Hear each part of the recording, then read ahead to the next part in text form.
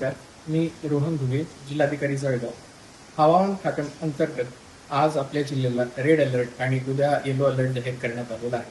तर त्यामध्ये मुसळधार पाऊस, जोराचा वारा आणि विजेच्या कडकडाटासह पाऊस पडण्याची शक्यता वर्तवण्यात आलेली आहे. तरी माझं सर्व नागरिकांना आव्हान असेल की बाहेर जाणे टाळा, लहान मुलांवरती लक्ष द्या, पर्यटन स्थळावरती जास्त गर्दी करू नका. आपली गुरंढोरं जी आहेत ती गोठ्यामध्येच व्यवस्थित बांधून ठेवा. कुठल्याही गावाला जर पूर परिस्थिती निर्माण होत असेल, पुराच्या वेढ्याने जर गावाचा संपर्क तुटत असेल, तर तात्काळ स्थानिक प्रशासनाशी संपर्क साधा. आपल्या जिल्ह्यातल्या सर्व तालुक्यांमधल्या ज्या हेल्पलाईन्स आहेत त्या ऍक्टिव्ह करण्यात आलेल्या आहेत. सर्व ठिकाणी आपत्ती व्यवस्थापनाच्या टीम कार्यरत आहेत. तसेच जिल्हाधिकारी कार्यालयामध्ये देखील आपत्ती व्यवस्थापन कक्ष कार्यरत आहे.